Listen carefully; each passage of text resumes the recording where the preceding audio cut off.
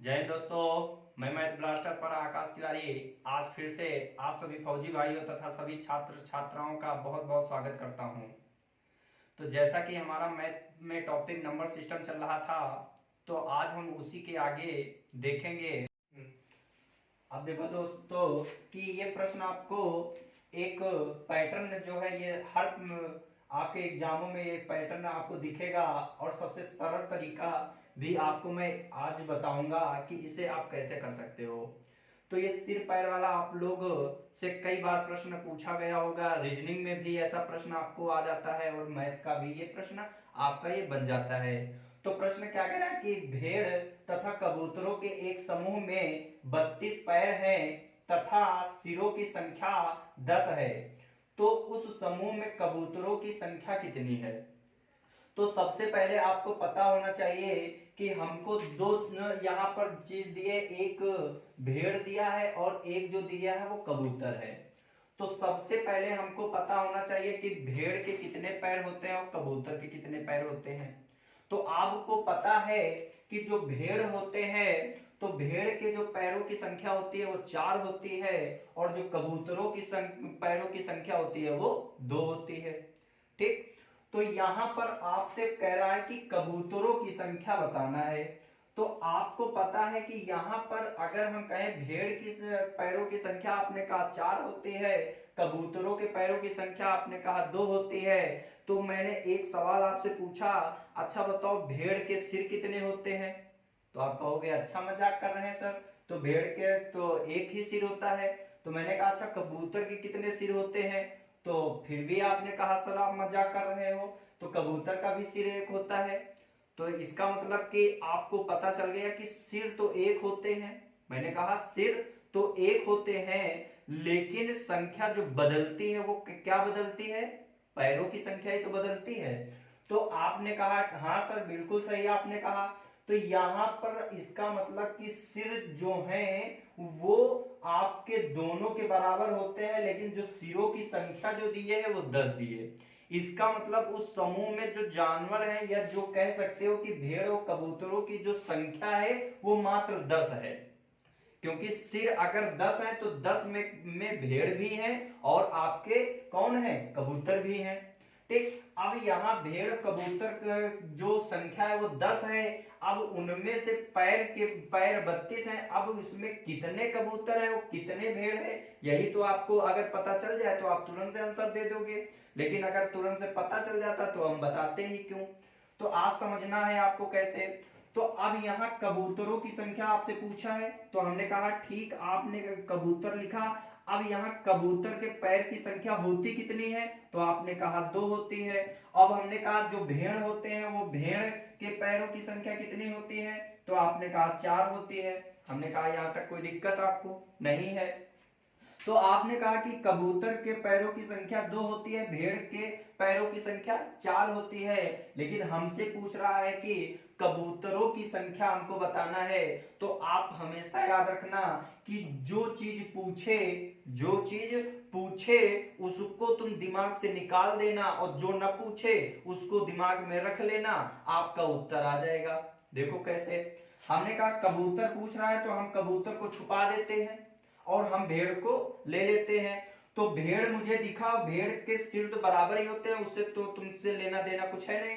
अब हमने कहा भेड़ जो दिखा उसके नीचे कितना पैर है, 4 है। तो हमने कहा मान लो सभी भेड़ थी, क्या थे, सभी भेड़ थी। अगर सभी भेड़ थे तो उस समूह में सिरों की संख्या जो थी वो कितनी थी, आपने कहा 10 थी सर। हमने कहा ठीक, अगर 10 समूह में थे तो अगर 10 तुम भेड़ तुमने मान लिया, तो आपने कहा 10 भेड़ अगर आपके पास हैं और प्रत्येक भेड़ के 4-4 पैर हैं। कितने पैर हैं, 4-4 पैर हैं। तो अगर 10 सिर थे और 10 सिर जो थे वो भेड़ के थे और प्रत्येक भेड़ के 4 पैर हैं, तो इसका मतलब पैरों की संख्या होगी कितनी, 40 होगी।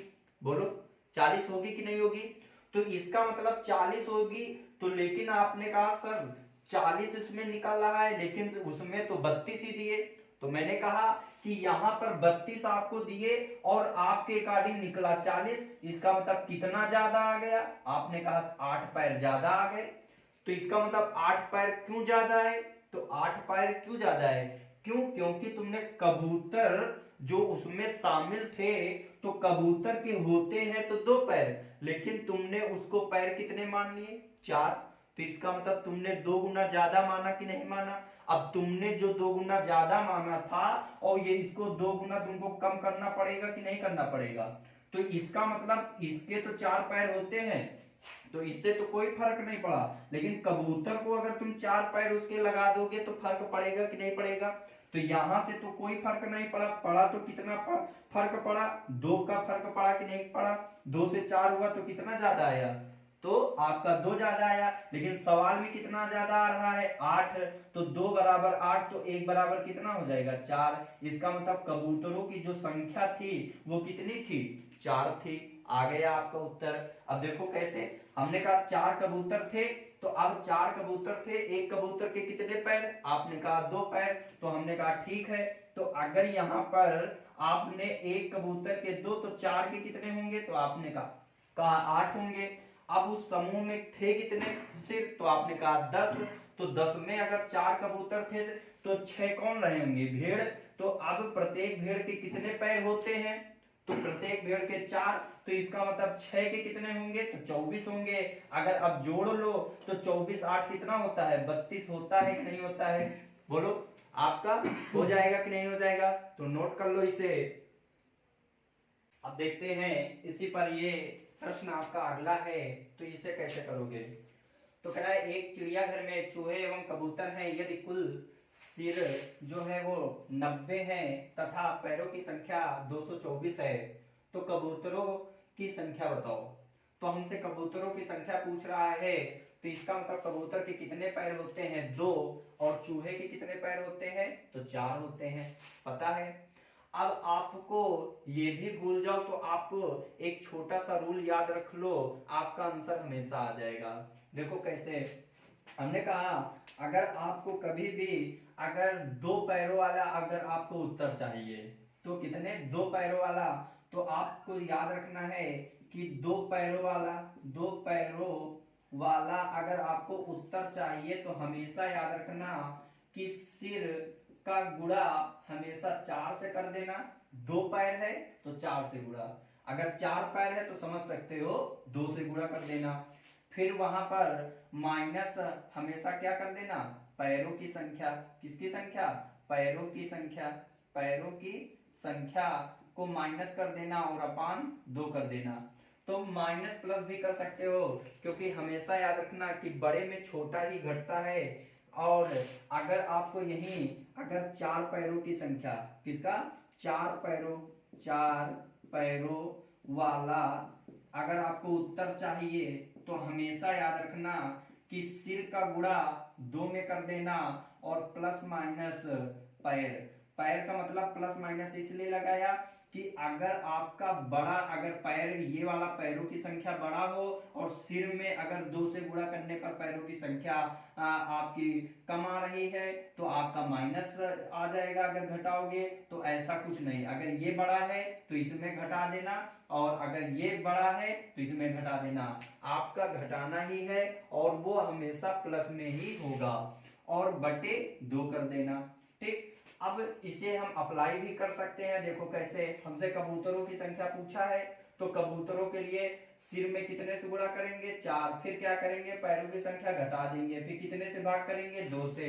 बस इतनी सी बात है और इतना सब लोग आप 1-2 क्वेश्चन में प्रैक्टिस करोगे, आपको हमेशा के लिए याद हो जाएगा और आपका हमेशा के लिए ये प्रश्न आपका नंबर ही देकर जाएगा। तो जैसे हमने इसको करने की कोशिश किया तो हमको 2 पैर वाला उत्तर चाहिए, तो हमने कबूतरों की संख्या हमें निकालना है। कबूतरों की संख्या, तो कबूतरों की संख्या मुझे निकालना है तो क्या करेंगे? सिर कितने दिए हैं? 90, मैंने 90 नोट किया। फिर कितने से गुणा करेंगे? कबूतर के कितने पैर? 2, तो कितने से गुणा?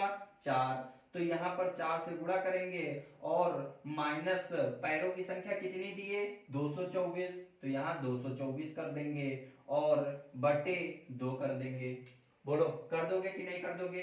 ठीक, अब यहाँ पर हमने कहा कि यहाँ 90 का गुणा 4 9 36 360 माइनस 224 अपान 2 हो जाएगा कि नहीं हो जाएगा, बोलो।